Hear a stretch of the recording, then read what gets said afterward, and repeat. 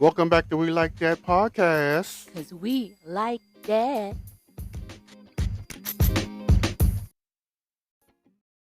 I'm Joe. And I'm the artist formerly known as Calvin. Welcome back to We Like That podcast. Because we like that. Rainy. Oh. We went to the New Edition / Boys to Men / Tony Braxton concert last night at Capital One Arena. Concert was amazing. Getting in there was insane. They were literally doing construction. So they only had like 3 doors in for 500 people to get in. 5,000. You mean 5,000? That's what fills up that stadium. Okay. That stadium was packed. Okay. And stuff on the ground. Did you see the TV1 dude was there? No. TV1 dude was there. Okay. They focused on him when he was like singing along to Bobby Brown. But it was a great concert. I highly, highly, highly enjoyed.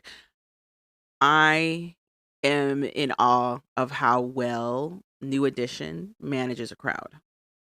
They do a phenomenal job of managing a crowd.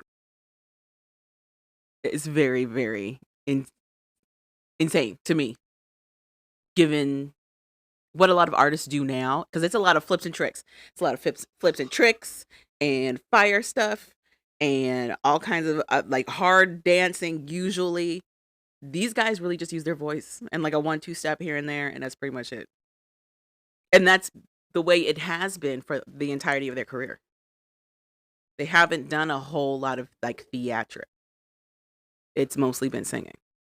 It's just the way they incorporated Mm-hmm. everyone in and out, weaving in and out, instead of just everyone doing one big set, was actually pretty good.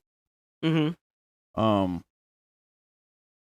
It felt like it took forever. It started like concert was so funny story. I thought the concert was starting on Saturday. So I had made a bunch of plans to like really enjoy our time out in the city on Saturday, only to find out about an hour and a half before it was supposed to start that it was actually Friday. So I've never gotten that fast in my life. You mean dressed that fast? Correct. Okay. So we got out there.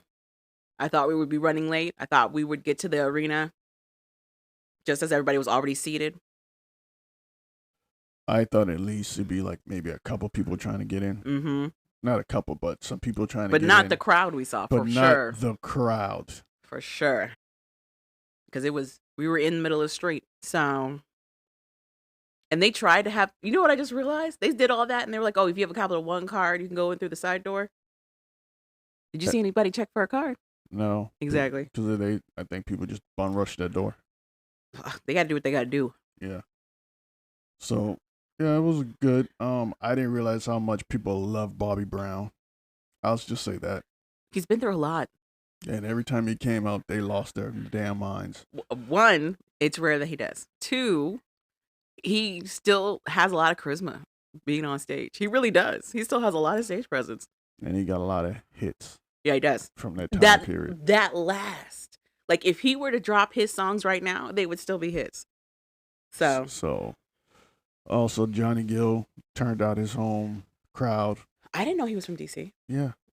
I did not know that. Stacey Lattisaw. She's also from D.C.? Yeah.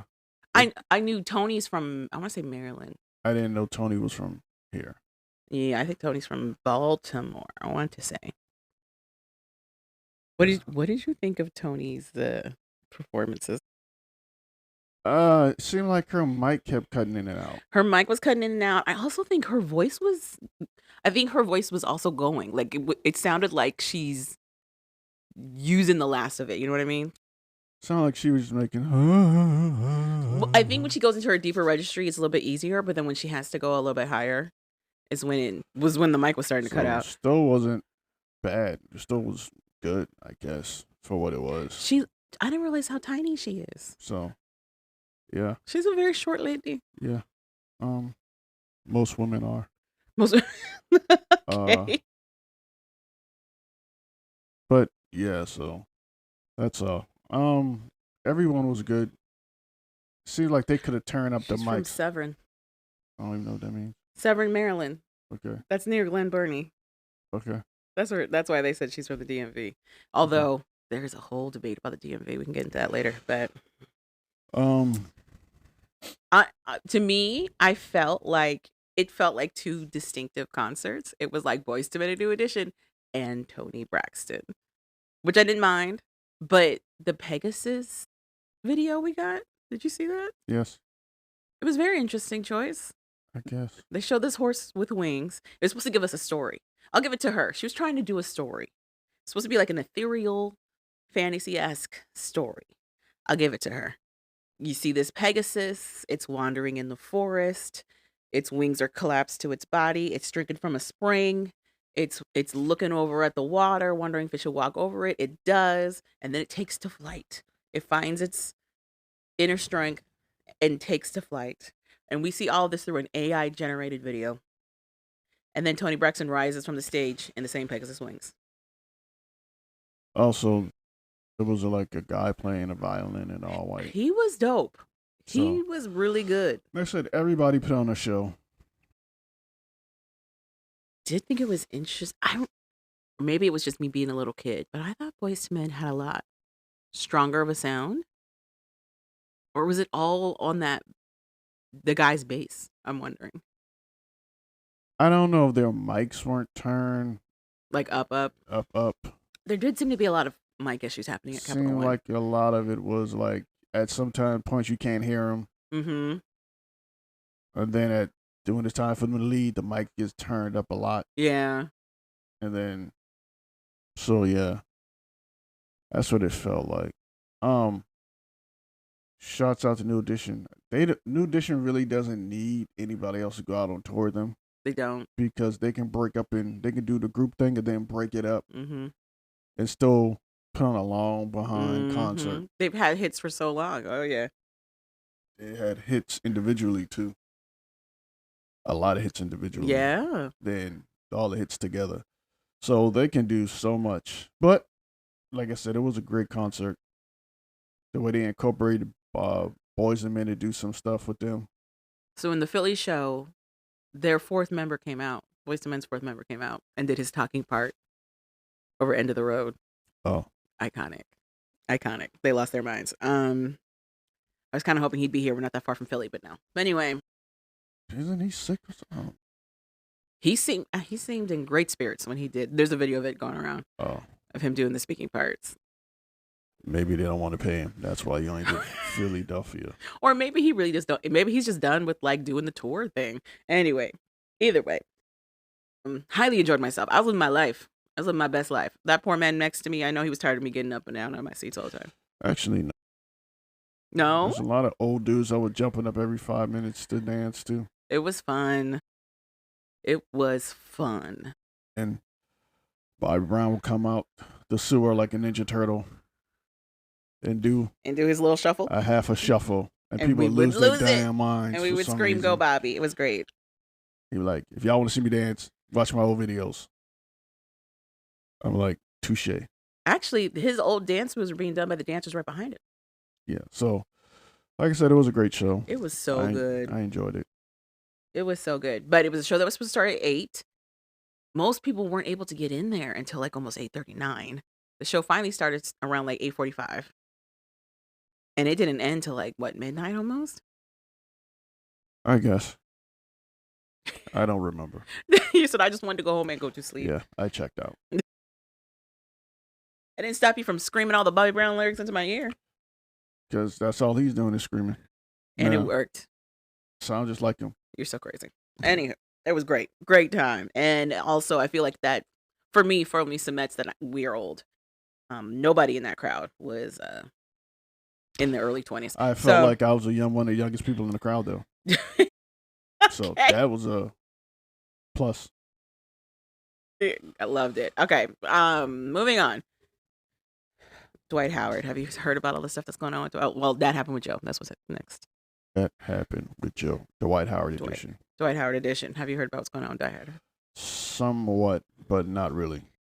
There was a situation that came where he got in trouble legally with some steps.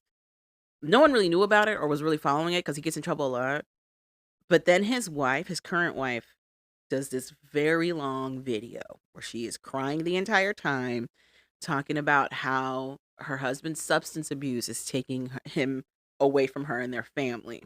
She pulls out this baggie. It's like this big Ziploc baggie that looks like it has white powdery substance in it, and she like does some of it in the car, and it's like this is what's stealing him from us.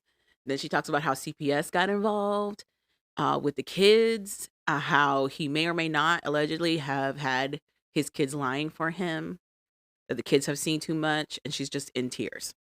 Enter Dwight Howard's either first wife or baby mama. She was on Basketball Wives. Yeah, I know you're talking about. She comes into the scene, and she's basically, her whole video was like, I told you this. Everybody said I was crazy when I was making these statements about what he was doing behind closed doors. No one believed me, but now it's a problem. And she got beef with the wife, and she's just going in about how like she told everybody this is what they get and this is what they got to deal with. Now Dwight Howard's wife, his current legal wife, they're filing for divorce. They're filing for separation. And she's trying to backpedal a little bit of all the stuff that she was saying. Is Dwight Howard even playing basketball still? No, but he still got the money. Okay. So he possibly still getting paid. Really? Probably. Okay. Because I know Gilbert Arenas was still getting paid until like 2016. I wonder how that is. Okay. And he stopped playing like 08, 09. Wow. His likeness and stuff, maybe? No, had nothing to do with that. Oh. The team still owed the money. Oh. Well, so that's what's going on with the Dwight Howard thing. It's all over my For You pages and whatnot. So I was like, oh, that's depressing. Moving on to the shows that we watched. We watched One Piece, the live action, season 2. We also finished up Love During Lockup, its finale, which was last weekend. Yeah, we'll talk about that first. Starting with Kelly and Michael. So Kelly's pretty much parked across the street from the prison, waiting for Michael to come out. Because he's supposed to be released, right? Because he's supposed to be released. But she gets a call from him letting her know that, hey, I'm not going to be able to be released to you. I got to get a cab and go to my safe house. Or my release, whatever they call it. My release, whatever house. Halfway house. She's like, so I can't take you? He's like, no. But if you can find a car I'm in, you can follow me and meet me there. So she sees a cab pull out with him in it. She burns out and turns and follows this cab to his halfway house. She finally gets to see him. She gets emotional. She kicks her shoes off in a fit of joy. Okay. And runs to him, kisses him, holds him, whatever. I guess give him his clothes, whatever. And she's happy to get a little bit of time with him before he gets in the halfway house. That's what her plan is. That's what she does. That's what ends up happening. We don't see her actually meet him. Yeah, we see him, sure, kiss him, hug him. Oh, when they meet outside the halfway house? Yeah. Okay. That's it. And that's pretty much. Because they're going to be in Love After Lockup. Yeah.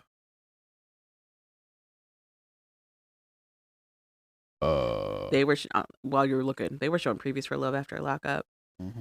It's Kaylee and Michael. It's, for some strange reason, Felicia and Rich also going to be continuing their storyline in Love After Lockup. I don't know why that is. So, how did Felicia and Rich end? They don't really show them because it's going to be in Love After Lockup. So, Monique and Titus. She goes to meet him. Oh my God. For the first time in the prison. They meet, and that's pretty much. Well, she finally makes a visit. This is the first time Monique's gone to a prison to visit an actual inmate, because previous to that she was like, never. So she actually goes. She says she's so excited because he's so tall and she's so small next to him. And she really had a good time making out with him, basically. Spoiler alert, though. It doesn't last. There's that. Monique's been on the lives. She's lost some weight. She actually look good. But at the time, she was like, yeah, he's a little controlling, whatever, whoop-de-woo. But I'm going to do this for him. I made this move for him, and I'm going to write it out. And she wants a baby. She starts talking about how he need to put a baby in her because that's what they've been talking about. And he act like he has never said such things. He's like, let's slow down. So yeah, they have whole thing about she's telling she want him to put a baby in her when he gets out. in Monique's live, spoiler alert, they already broke up. Her and Titus already broke up. Mhm. She paints it as he was too controlling. She came to her senses. But she says that he feels that he got a manipulative storyline for the show, that he's not that bad of a dude. The show just made him look like that. And she's like, no, you are that bad of a dude. And you also changed up your story when the cameras would come on. Because before the cameras came on, according to Monique, he was all about putting a baby in her, wifing her up, being together. And then when the cameras came on, he was like, nah, I have some reservations. They broke up. Felicia and Rich, they'll be on Love After Lockup. Look After Lockup. They pretty much were still trying to question. They were still getting over him trying to get the best friend to meet up for the smoke. Yeah. Did he ever meet her family? No, we didn't see that happen. Okay. I think they're saving it for Love After Lockup. Okay, so eventually he's gonna meet her family, but not until next season. Bonita, Damon, and Goddess. So I guess Bonita, Yeah, is still trying to figure out what Damon is up to. yeah, She knows he's up to something, but she doesn't know what. yeah. Damon is trying to hide the fact that he's trying to be with these two women At the same time, at the same time. he's telling them each something completely different. He's telling Bonita he can't wait to be back with her because they engaged and whatnot. And that he's gonna be in for a little bit longer or whatever. Yeah, she can't come pick him up because he's not coming out, apparently. She's like, ooh, that sucks. And he's like, yeah. But then he's telling Goddess, yeah, come pick me up. And he's like, the plan is I'm going to spend a little time with Goddess. Boop. And then I'll go spend time with Bonita. And then we all can just figure out something together. No, sir. Anyway. But they also will be in Love After Lockup. Aisha revealed the truth about Mikhail to her daughter and Michael. He wants to be Mikhail, but he's Michael. So she we talked about that. It tells her daughter. Then she goes to the Prison. The prison to meet him. She meets his daughters. She meets his daughters, and she reveals to his daughters that he has a life. His daughters didn't know, and they were shocked. Yeah. To find out. She's like They also had never heard of her, so it was a whole thing. So she says she's hell bent on getting him a lawyer to see if she can get him out. She was also upset that the daughters were coming when she was going to go visit him in person for the first time. She felt like that should have been time for just the two of them. But he also did not tell his daughters that he's seeing somebody, and they also were surprised when she showed up. It looked like it worked out for the best, I guess. It was so far. She takes him out to eat later, where she tells him all this. She talks about how glad she is to have met them, and it seems like it's all pleasant. Yep. So that's. But I think they're also going to be continued in Love After Love. Yeah. Emily? Who? Is it Emma? And Michael? Who? Emily. The dancer, right? Yeah. Or the hoe.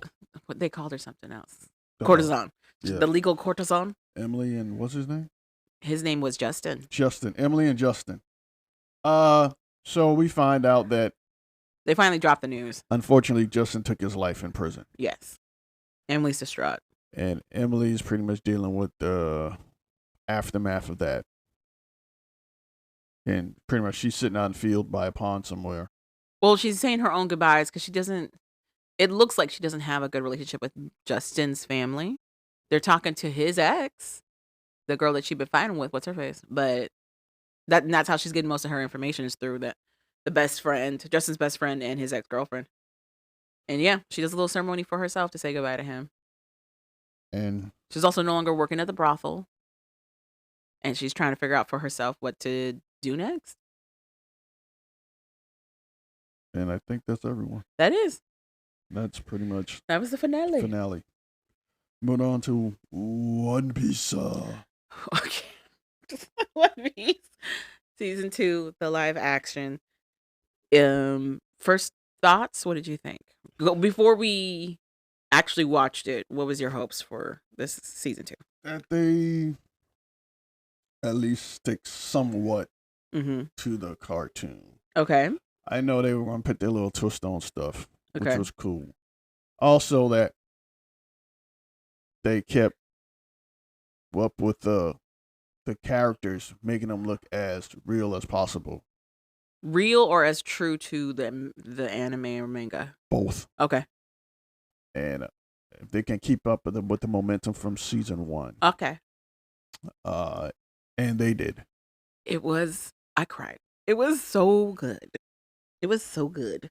They have covered a lot of arcs though. Like there was they did a little bit of the Logtown arc where they go to Logtown. Luffy gets to see where Goldie Roger was killed, basically. They did that. We get introduced to Smoker and is it Tashigi? Yes. Tashigi. During that, Bartholomew makes an appearance, which he wasn't there in the cartoon. He doesn't come out to Dressrosa almost. Yeah, Dressrosa arc when they start to fight Don Flamingo, another one of the warlords. It's true. But Buggy and Alvida show up, and we get to see Alvida. They were there. Her post, what is it? Something fruit. Yeah. I don't know what smooth fruit, slippery smooth fruit. Yes, slippery or smooth fruit. Also, Dragon makes an appearance. Yes. If you don't know who Dragon is, that's Luffy's father. That's a spoiler. Spoiler. If you've only been watching the live action, that's a big spoiler for you. Spoiler. We also get Garp. Yeah, Garp comes back. We get to see in the flashback Garp's relationship with Goldie Roger and how like they were friends, but they were on opposite sides, but also friends. Yes. And they laid the groundwork, spoiler, for Ace. So, you get that they go to Reverse Mountain, do all the stuff. They make Laboon. We see Laboon also made me cry. Oh, spoiler if you haven't watched it yet. And then we need to dissect it a little bit because a lot of people are upset about how certain characters got introduced during the Laboon story part. Yes. The captain of the ship, Calico Jack, looked amazing. Looked just like himself in the anime. Mm-hmm. Then they all did. First glimpse of Brook. But they don't name him. But if you've been following anime or the manga, you know that's Brook. Brook is, yeah. But also, if you watched the anime, this is how they introduced Brook as well. Yes, technically. We didn't know he was going to be Brook later, but that's how we get introduced to him. Yes. You get introduced to the old man that pretty much was the doctor on Roger's crew. We don't know that either. When you're watching this, it just looks like he's a crotchety old man who wants to be left alone the whole time. It hates people. He's only been friends with like 3 pirate crews, period. One was his own, which we find out later at the end of his story time with Laboon. We see a picture of him with Goldie Roger. And if you watched the show or read the manga, then you know who he is. So he's pretty much taking care of Laboon for Calico. Pirate crew. I forget what they call themselves. Yeah, I don't know. But it looked like a pirate crew of musicians. So they come up Reverse Mountain, go down, and then their crew gets swallowed. The ship gets swallowed by Laboon. Mm-hmm. Luffy's outside talking to Crocus. I think that's his name. Mm-hmm. Eventually, he gets everybody out. Inside the Laboon, we meet 2 other characters from Baroque Works. Mm-hmm. Is it her name's Wednesday? Miss Wednesday. And what number 8? 9. They try to steal their ship, but they end up getting captured. Do we get a backstory on Nine at all? I wonder why he wears his crown. No, we don't. Okay. But we get that he's loyal to Miss Wednesday. Wednesday because that's his partner. Fast forward, we leave and they go to an island. Well, is it Whiskey Peak? They go to Whiskey Peak, and that's where they go to Baroque Works headquarters for the most part. They don't know it at first. They don't know it at first. They just go there. But then they find out that it's a huge island for Baroque Works. Pretty much, Miss Wednesday and Nine's on the ship. They let Miss Wednesday loose because Luffy's like, I got a gut feeling that she's not a bad person. Well, she also helped them. Yeah. When Usopp was about to fall over into the stomach acid. So she's shown different times that she can be relied on. She's got a morality.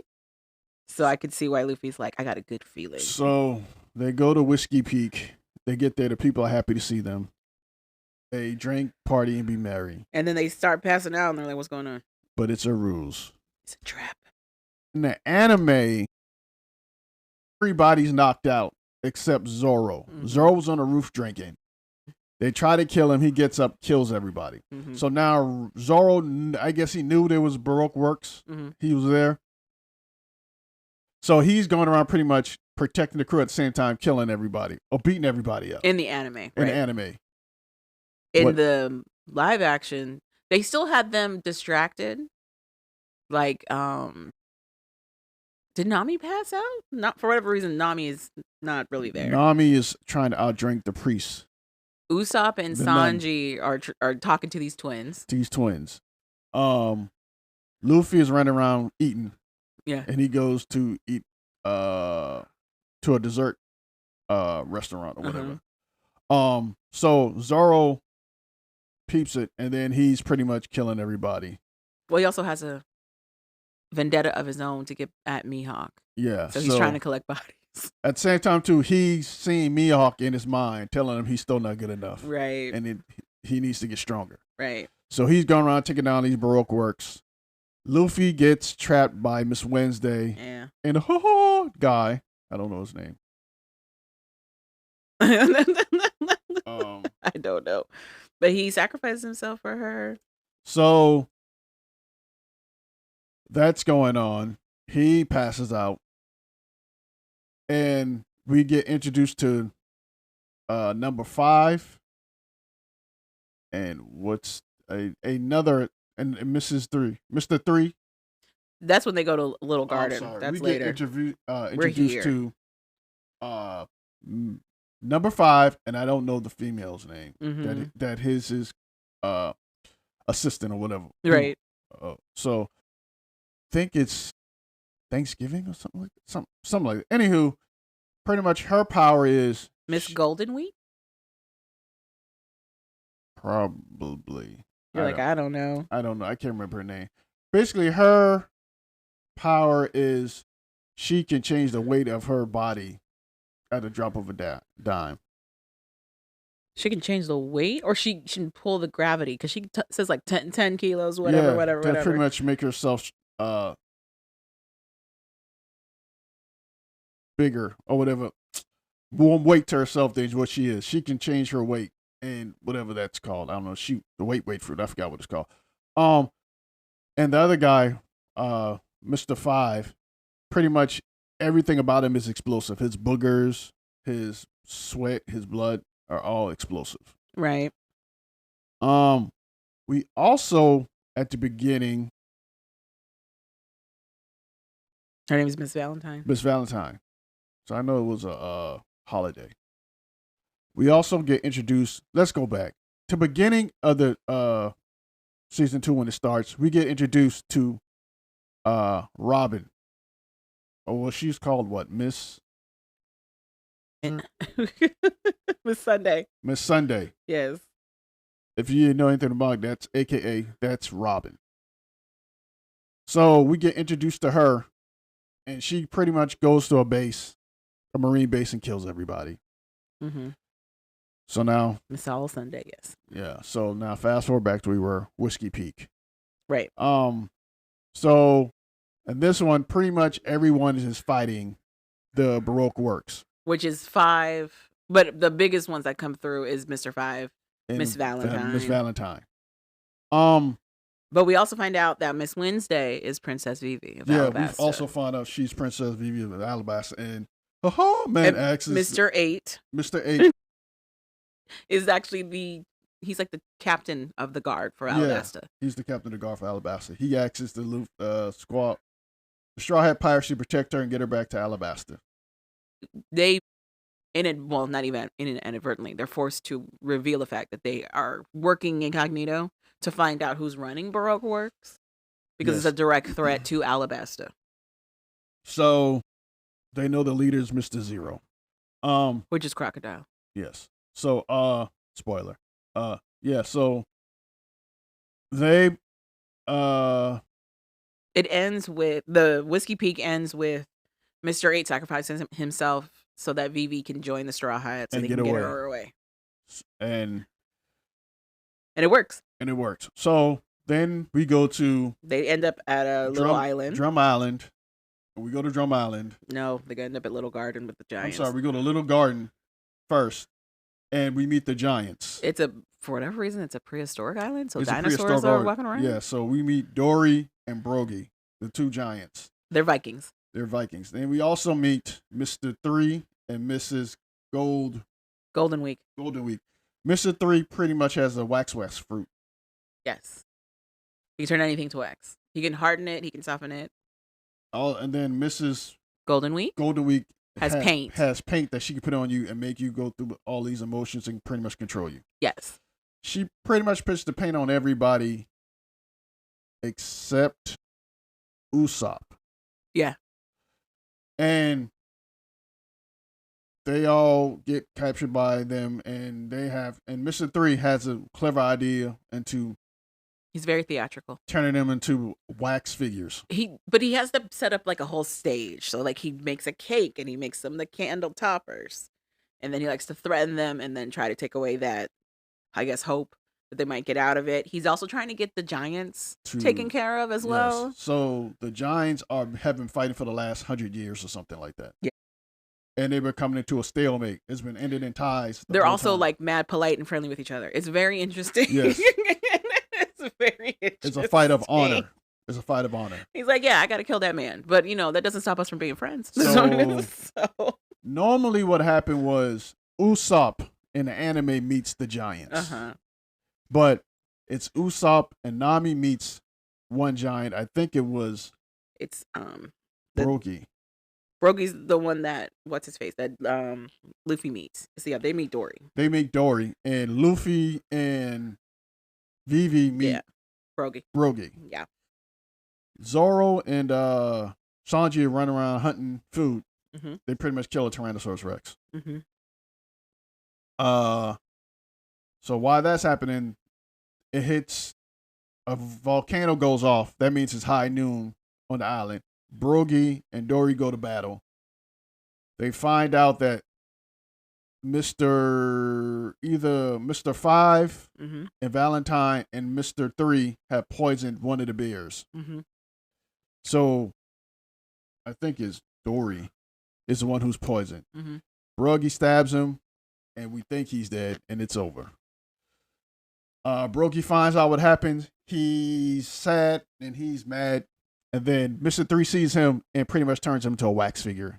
And Brogy's... Well, the kids and Dory's... the Straw Hats tell Brogy that Dory was drugged.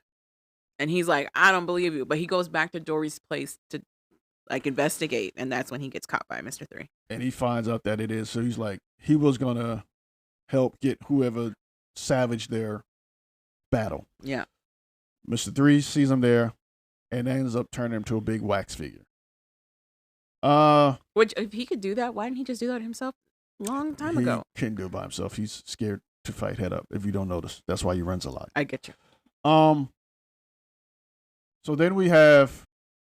Luffy has his own storyline where he gets trapped by Miss Golden Week. And she's pretty much using it as a doll. She calls him a toy. A toy. Yeah. Usopp is the only one pretty much running around With trying not to, being affected. not being affected, trying to figure out what he's gonna do. He's not the only one. Sanji also is not affected. And also Sanji. Vivi, Zoro, and Nami. are captured, and they're They put on a cake. put on the wax cake. Yeah. Sanji stumbles upon Mr. Three. I got the hiccups. You should drink some water. Where's your water? Stumbles upon Mr. Three's lair, and that's when he ends up talking to Mr. Zero. I guess Mr. Zero figures out it's not Mr. Three and sends the Luckies. But not for a while. He tells him a lot of what they're about to do before he's like, wait, you're not Mr. Three. And then he sends the Luckies to the kill Unluckies. The Unluckies to kill him. Which is Mr. 13 and Miss Friday. And pretty much is a vulture and like a weasel? An otter. Otter. I'm sorry, yeah, vulture and clam. an otter. with a clam. He's got the clam weapons. blades. That was a hilarious fight with him and Sanji and the vulture. And they look exactly like the cartoon. Mm-hmm. Exactly like the cartoon, which was amazing. Robin looks good. Vivi looks good. Like I said, everybody looks good. Yeah. True. I love Sanji's little side quest against the Unluckies. That was hilarious. Yeah, so in the and I can't get over how well they do these snail phones. The snail phones are so look good. Amazing. They're so good. And then we end up going to Drum Island where we get the next Straw Hat member, which is Chopper. You should say how Little Garden ends, because we don't. Oh. So they get off. They escape Mr. 3. They manage to get away from Mr. 3. And they get off the island. And they end up in Drum Island. Well, they get away from Mr. 3. We find out Dory's not dead. He's alive. And they end up helping them get past a big sea monster. Yes. They work together and they just blow this ginormous goldfish to smithereens from the shoreline. Which was actually what happened in the anime. That was dope. It was so really cool. So then we are on our way to Alabasta because on Little Garden, Sanji gets a internal post for that's set to Alabasta. You have a log post. Internal log post, and you have regular log post. You have the regular log post you have to change. You have to be on the island for a certain amount of time before it locks into the next island. An internal log post pretty much already pointed to the island that you're trying to go to. Mm-hmm. It's set on that island's magnetic fields. Right. So there's no reset time. So you can go straight there. So they're on their way straight to Alabasta, but Nami gets sick, deathly ill. When they were on Little Garden, some prehistoric bug thing bit her, and she's dying. Which really the same thing. That's one trope they kept from the anime. They kept a lot of tropes on the anime. Yeah. So they stopped at Drum Island to get help. And then luckily Drum Island is an island of doctors. Well, it used to be. We find out it used to be. But at first they're like, oh yeah, all the doctors are there. And they get there. And they're like, it's looking crazy over here. And at first Luffy's rude because everybody's like on edge. And he's like, what the hell's going on here? And we get the backstory. That they had a king that could have cared less about them as a people. And he took the doctors with him. Mm-hmm. So this is where they changed some stuff. Blackbeard apparently attacked this island, or landed on, or went to this island, and pretty much took over. Is this the first time we heard of Blackbeard? Yes. So far? Yes. Okay. So Blackbeard becomes a big bad in the One Piece storylines. Yeah, he wreaks havoc on this island. Eventually, he gets tired and leaves. So there's no one to take care of the people and the wounded except a crazy doctor and another female doctor who they call a witch. Yeah. A female doctor by the name of Doctorine, and the male doctor, Dr. Hercule. So her name is Kureha, and he's Hiruluk. They're the only two doctors left. And Hiruluk is trying to heal people, but he's really not a doctor. He is a doctor. He's just ostentatious. Like, he doesn't believe in, like, guidelines. So he does a lot of experimentation. He's doing that. the Dr. Kareem will only help people Korea. Korea unless they pay her or whatever. Yeah. So She's basically Nami, but a doctor. yeah. So But that's how we get introduced to Tony Chopper. yes, and then we also get introduced to the other guy, the Bison. Oh, the captain of the guard. Yeah. Mm-hmm. What's his name? It's not. It's not in this little blurb. I can look it up. Yeah. So was that guard in the anime? Yes. I don't remember him at all. In the anime, but his father wasn't Walpole. The change they made is his father was now Walpole, the king. Okay, I'm confused again because the captain of the guard is not. He's not royalty at all. He's just always been the captain of the guard. Yeah, but they made him Walpole's son in the live action. No, they didn't. Yeah, they said he's Walpole's son. No, they didn't. Okay, I thought that's what they said the whole time. No, I swear that's what they said the whole time. No, they didn't mention him being a family to Walpole at all. Okay, anywho, he's a royal guard. Yes. He is pretty much protecting and taking care of the island since Walpole has left. Right. We see Walpole at I don't know if it's Alabaster or what, but he's at a table and he ends up meeting Robin. Oh, Miss Sunday. Mm-hmm. And she gives him a gift from Mr. Zero, aka Crocodile. Dalton, yeah. They end up giving him a fruit, which is I guess the hippo fruit or the munch fruit. I don't know. Yeah, she said the munch fruit. The munch fruit. He eats the fruit, and now everything he can pretty much eat anything, and he can. But he can he can change it. If he eats it, he can make it a part of his body, and then spit it back out into whatever he wants it to be. Yes. So the captain of the guard that we were talking about, his name is Dalton, and he worked for Walpole. He was never Walpole's son. But he starts losing. At first, he's trying to uphold his beliefs of old Drum Kingdom's monarchy, but Walpole is terrible, and he finally goes against the grain after he has to do something he really doesn't want to do. So Luffy and Sanji end up climbing a mountain to get Nami some help with the Dr. Kareem. Yeah. They climb a mountain to get up there. He sees a furry leg. He grabs him to help my friends. Mm-hmm. That person helps their friends, and we find out that the person taking care of Nami wakes up and she sees this reindeer-looking thing. Mm-hmm. And we get introduced to Chopper. Chopper tries to hide, but he hides out in the open. Mm-hmm. So they talk. Then she meets Dr. Career. Dr. Career's like, you're not leaving here until you're 100% healthy or dead. Right. So they're pretty much healing Nami and getting Zoro and Luffy back up to health. Zoro? In the anime. I mean, not Zoro. Sanji. Mm-hmm. She resets Sanji ribs. She puts Luffy in a warm bath. Yeah. And she gives Nami medicine. Medicine. They meet each other, they talk, and then she tells the backstory for Chopper. Which is so sad. I don't remember it being that heart-wrenching. So Dr. Hiraluk is pretty much running around, and he sees blood. Finds Chopper, because Chopper tried to make friends with the locals, and they thought he was an abominable snowman, so they tried to kill him. Yeah. He heals Chopper back to health, makes Chopper pretty much his assistant doctor. Yeah. Then he finds out he's dying. Mm-hmm. He has a terminal illness. Mm-hmm.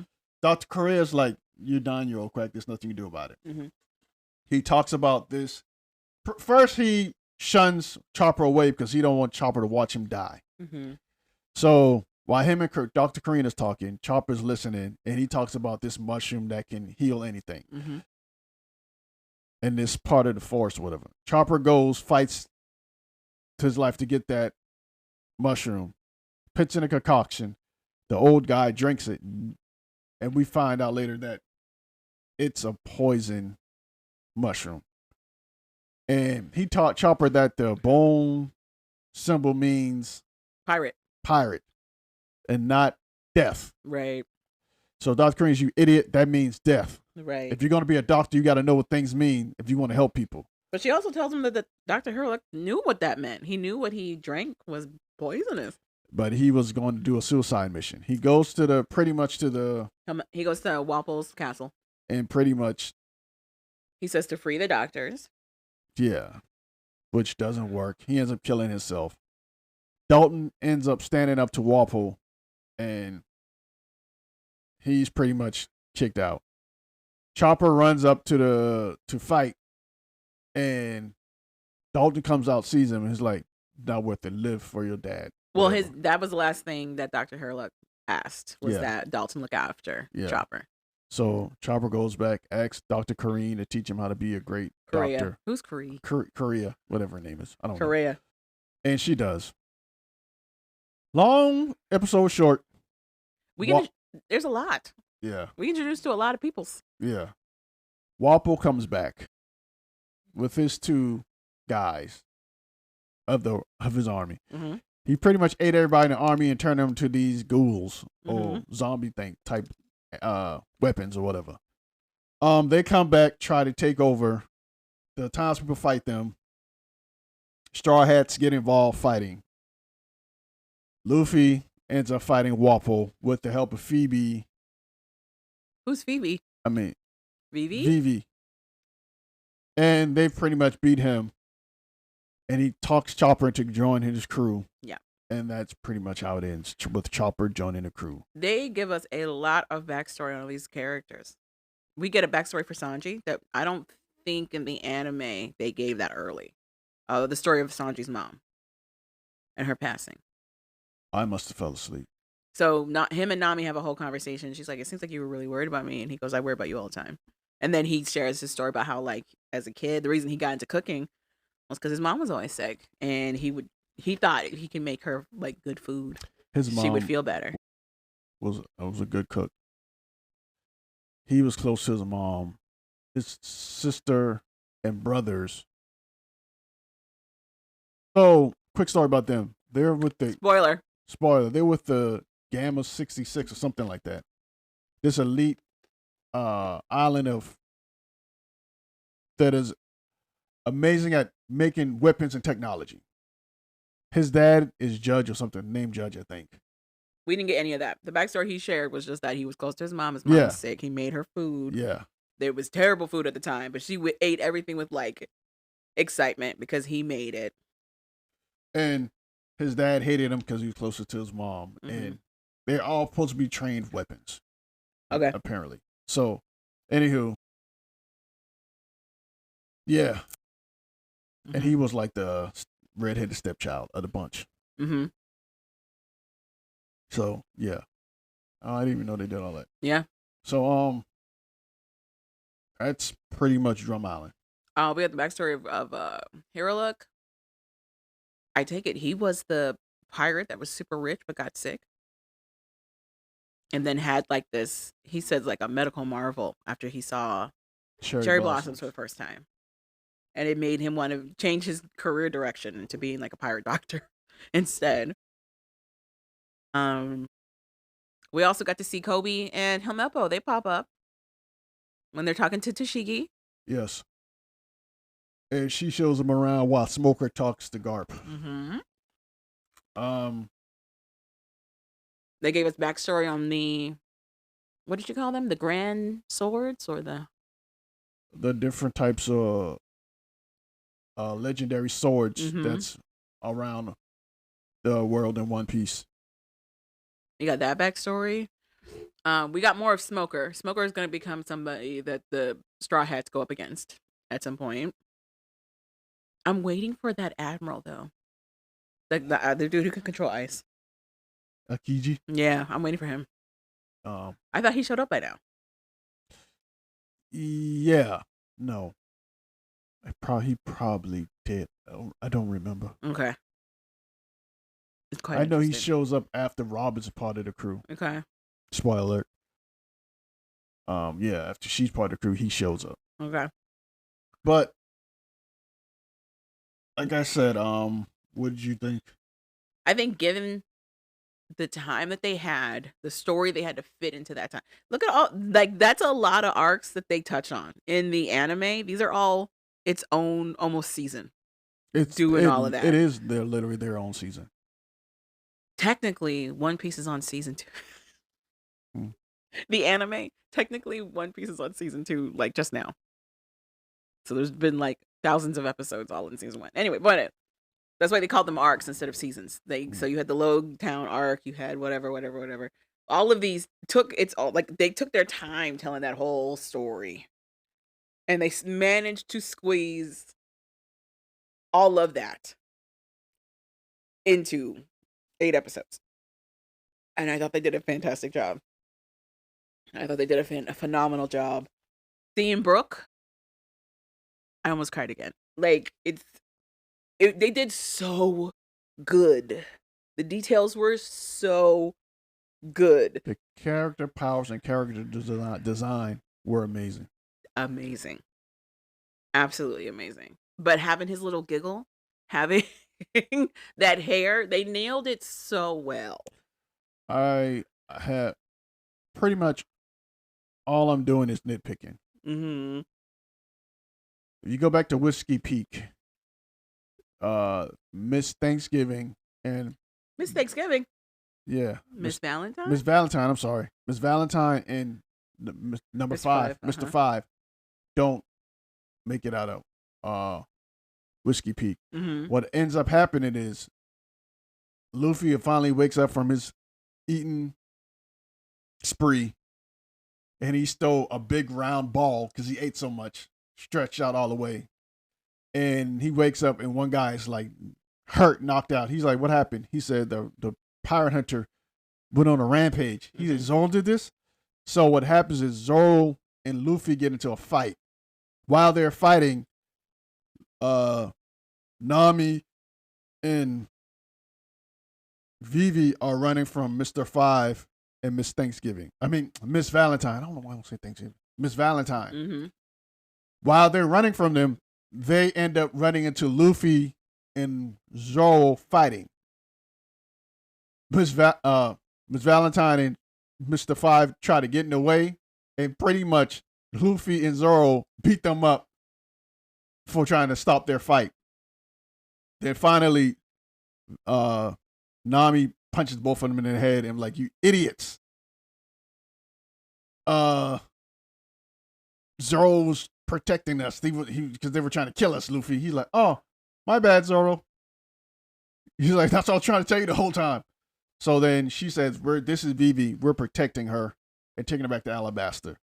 And Vivi's like, "I can't believe you guys beat Miss Valentine and Mr. 5. They're one of the strongest members of Baroque Works." Mm-hmm.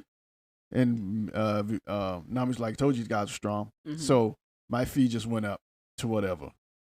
In the anime, that's all happened. Okay. Yeah. So then that's when they leave and they go to that island with the giants. Other people nitpicking it said they didn't like that Bartholomew and Sabo make appearances so early. Yes. I was upset about that too. I understand why they got to be there so early. I forgot. Yeah, you did introduce Sabo. They don't. So they don't name the characters. Like when Bartholomew shows up, he doesn't really introduce himself as Bartholomew. Yes. They got a lot of story they got to put together. Instead of us having constant flashbacks, they're now sending the groundwork so you can be like, "Oh yeah, that was the guy from that one thing." Like they can start to piece stuff together. Plus, they know that these little Easter eggs work for people like us who have watched the manga or watched the anime or read the manga. We also know who these people are, so it's a win-win on both of those fronts. There's also a downfall because people don't like the way they're being introduced sometimes. That is very true. So, yeah, I had a little nitpick with that. Yeah, it rubbed me a little the wrong way too. I can admit that. So, but again, I don't. They didn't name them, just like they didn't name Brooke. He's not actually named. But anyway, so I could see why they have their problems with that. Other people felt like they had a problem with Brooke showing up because they were like, "We're why are we showing him so much? He's more recognizable as a skeleton." One, this is how he got introduced in the anime. He's introduced as the living person first. Yeah. They don't name him, just like in the anime. They don't really give him a name, but you know who he is because of the glasses, the hair, and his laugh. Mm-hmm. So I didn't understand that part where they're like, we don't need to see the person version of him. Yeah, no, he's part of Laboon's story. That's how pretty much. Yeah, that's exactly what it is. They don't like that he's black. I don't know who they thought had this afro. Yeah, that's throwing me off. Just like they didn't like that Vivi was Indian, of Indian descent. Like, Alabasta's not a real place. You know what? Whatever. Anyway, it's also in the desert. Anyway, it doesn't matter. Exactly. Doesn't matter. Anywho. You're psychos. Yeah. But they also wanted more Buggy. They wanted more Buggy. Well, Buckley pretty much is done after Logtown for a while. I don't have too much of an issue with that. Mm-hmm. I did have an issue with just Bartholomew being there and Sabo being there. Mm-hmm. They don't give them names though. And also, and I felt like it would help because when we do meet Bartholomew in the anime and the manga, he like falls in love with the Straw Hats really fast. Yeah. So I like that they laid the groundwork like this so that he like comes into that on his own. So, but yeah, the way they did Logtown, I think they missed a important part of making Usopp power up a little bit, power scale. Okay. The importance of Logtown was for us to be introduced to Luffy's dad, who we didn't know was his dad at the time. To Usopp finding out a little bit more about his dad without knowing. Okay. So in Logtown, in the anime, Usopp ends up fighting gets into a duel with this other guy. Okay. But they end up having like a shooting fest to see who can hit whatever. A shootout. Yeah, like a shoot. Like you got to hit this clock between this little hole between the clock. Like a sniper. Yeah, sniper contest. Yeah. And Usopp gets better in focusing, and he ends up beating the guy. And the guy's like, "You remind me of another sniper." I think he told Usopp the person's name. Okay. And I think Usopp said, "That's my dad." Okay. I think. I don't remember the anime. You got to look at that. Go back and watch the anime. So, but that guy, a long time ago, I think he was a pirate hunter or something. He ends up getting in a duel with Usopp's dad. Usopp's dad wins the duel, but wounds him. And he's like, you're a pirate. You're not going to kill me? He's like, you already lost. There's no need to kill you. I already got my phone, whatever. Because, alert, Usopp's dad is part of Shanks' crew. If you don't know. It only makes sense that he ends up with Luffy, who has ties to Shanks. Big ties. Big ties. And he just happens to be his sniper. The hat Luffy's wearing is Shanks. Yeah. And he just happened to be the sniper on his crew as well. But I think they set that up in the first season. Yeah. That's why I didn't really do it in the Logtown here. So I liked if they did that. I liked how they introduced it in the first season because it was easier to make those comparisons like right then and there. So, anywho, other than that, like I said, they did a phenomenal job with everything else. The kingdom, the giants looked amazing. Everything visually looked so These good. People should win whatever award, top awards for visualization, visuals. They should win every one. Like they're really setting a standard about how you can incorporate a lot of the elements of anime, and it doesn't look and it doesn't have to look CGI. campy, and it doesn't have to look totally fake. Yeah. You can make it workable. It doesn't have to look AI. But they used a lot of AI. Like Chopper is basically all CGI. But they do a lot of work. They do a lot of very good grounding work so that it doesn't distract you from the fact that he's totally a visual component. Especially like when he turns into like bigger Chopper. Yeah. That's a dude in a suit. And I think that really helps. I hope Dalton turned into a bison I was not ready for. Yeah, but I think But apparently he does. Yeah, he does in the anime too. He ate the Ushi Ushi no Mi fruit, which turns him into a Minotaur. So, if they could have done it a little bit better, but it wasn't bad. I liked it because I totally forgot about his storyline. So watching it, I was like, he is a were bison? How we do that? How'd that happen? I liked it. So, but yeah, all in all, I loved it. It was great. I'm probably going to watch it again. Was just as good as season 1. A lot of people are thirsting after Luffy now, though. What? The scene where he comes out of the bath. Yeah. People are like really drooling over what that looks like. Okay. Good for them. I want to agree with them, but if you watch it, there's a lot of like makeup happening. Sure. He said, sure. He said that was not my focus. But yeah. Also, I think the show's being very clever of setting up a lot of ships, fan ships of characters without saying they are. They're doing a really good job of it. Okay. Of the different pairings. Okay. Did you see that video I sent you? Yeah. It's working out pretty good. So yeah. So it's happening. I liked it. I wasn't sure how they were going to introduce these characters because there's a lot of characters in One Piece. They're doing a really good job.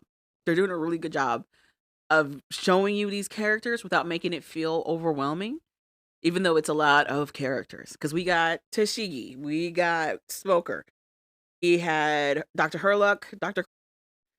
Dalton, what's his name? Walpo. We show Helmuppo again. We show Kobe again. We get introduced to Dragon.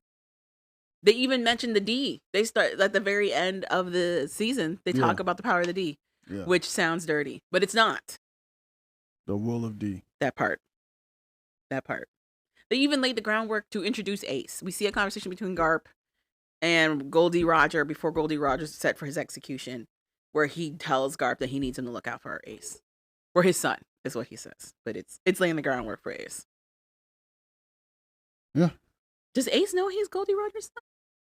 He finds out and he hates him. Okay. Whitebeard. He considered Whitebeard his father. Interesting. Okay. Yeah. And they also mentioned the lady that raised Luffy. I think she was in season 1. I want to say Dun Dun. Okay. I don't remember her name at all. She pretty much raised all 3 of them. Yeah, she raised Sabo and Ace. Yes. But he mentions her again in this season, and I thought that was pretty clever. So, I liked it. I love how they're handling this. I don't know how they're able to manage all of this. I know that the guy that created One Piece is a big hand in how they're streamlining a lot of this. They're just doing a phenomenal job. They're doing such a good job. Yeah. The actors, everybody. Yeah. Behind the scenes, in front of the camera, everybody. They're doing so good. Highly recommend. Yeah. That's all I got to say. Any other shows you're watching? Not right now. Are you caught up on 90 Day Before 90 Days? Yeah. I might have to watch another episode. Watching the Single Life, caught up on that. Nothing really going on. Well, Sophie is mad at Liz. Because Liz pretty much was talking to Pedro's friend. Pedro, and she told Pedro to take it easy because she's been hurt before and that he can whatever. Sophie took it as her telling Pedro to watch out for her and not ease up. or whatever. Mm-hmm. So, and she doubles down in that. She's like, now Liz is the enemy. How dare she? meanwhile, she's doing exactly what Rob has always complained that she does. Yeah, and that what's his face is saying she's doing. Mm-hmm. So her and the other girl, I can't remember her name, Mm-hmm. go to the bar to have like a girls' night. She gets there and there's a guy looking at her. He comes over, starts talking to her, Mm-hmm. and now she's pretty much talking to this guy. Mm-hmm. Then what's her face walks in. They go to the table. They have that conversation. Liz walks in. They have a conversation. I think Liz leaves or whatever. Mm-hmm. Whatever happens. Pedro ends up having a conversation with his sister, mm-hmm. who looks totally different. Nicole does not look like Nicole. Kimberly ends up hooking up with her friends and going to like a little party to meet a guy. She complains the guy's a little shorter than her, but anywho, she sounds like she had a good time. She ends up, I guess, going out on a date with the guy. Mm-hmm. What's her name? Sophia? Is it Sophia? You talking about Sophie? No. The other girl from Ukraine. Vanya. Vanya ends up talking to her friend, confronting him about, hey. The doctor. Yeah, and pretty much he says he likes to move slow. He wants to make sure he would 100%, 1000% sure what he's doing is the right thing to do. He finally kisses her. Ugh. But Vanya's like, I don't want to be with another guy who can't make up his mind. That's fair. Whatever. So I guess like she's moving on. Mm-hmm. I don't know. Mm-hmm. So they're up, I guess, in limbo, or she's moving on, or whatever. I don't know. She's deciding on doing. Okay. That's pretty much it. Yeah. Not the thing with Gino. Gino, what his Jasmine lookalike. Mm-hmm. She invites him to a party, and he brings grilled ham and cheese sandwiches, and he's like grilling them at the house, which is stupid and making a mess. Wait, they're not ready? Okay. It's making a mess. Okay. Her friend decides to talk to Gino one-on-one, and Gino lets it be known that he's talking to other women. Why?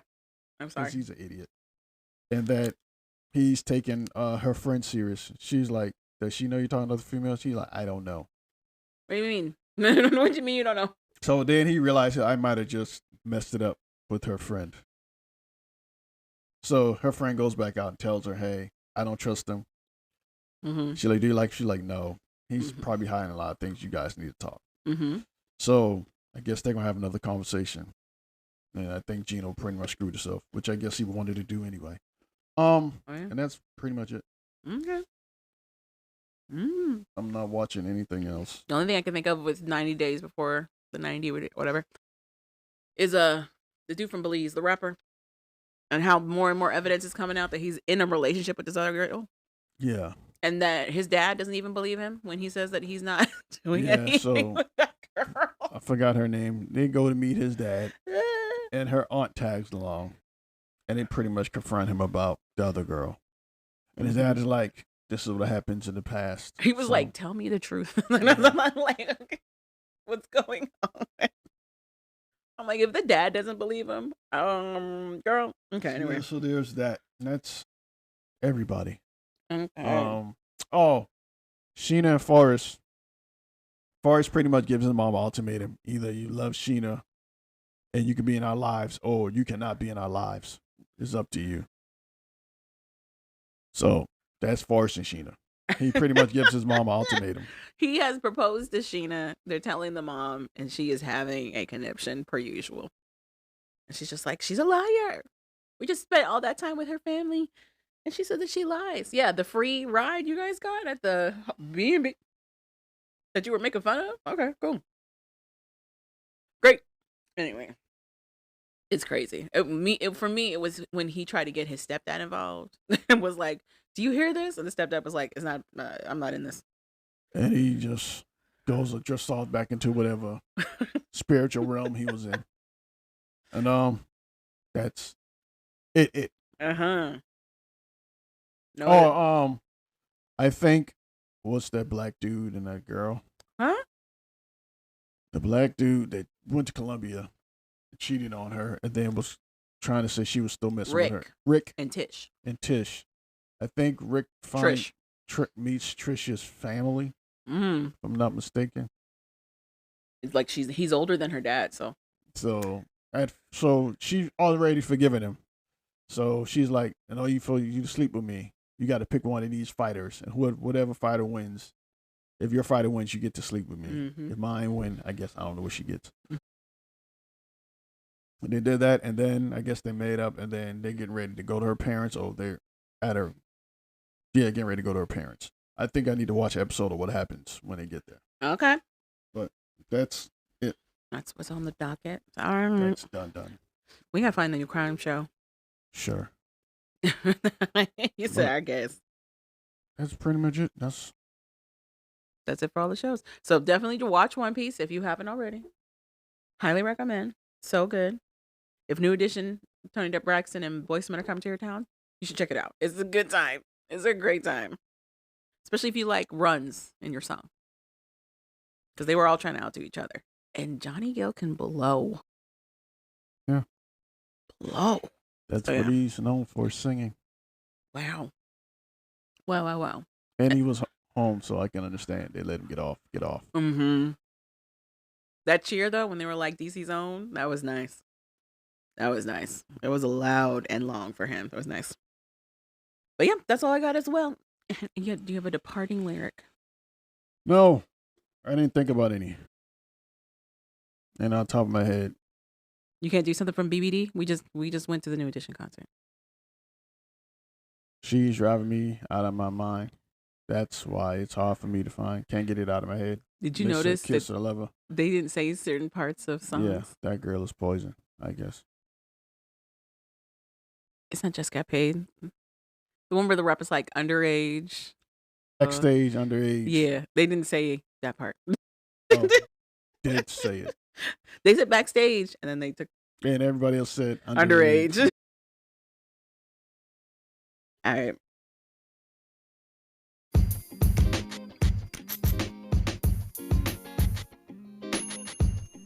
Thank you for listening to We Like That podcast. So we like that. Go ahead and click that subscribe button. You know you want to. And rate us 5 stars. I'm Javon. I'm Calvin. Later, people. And we're out.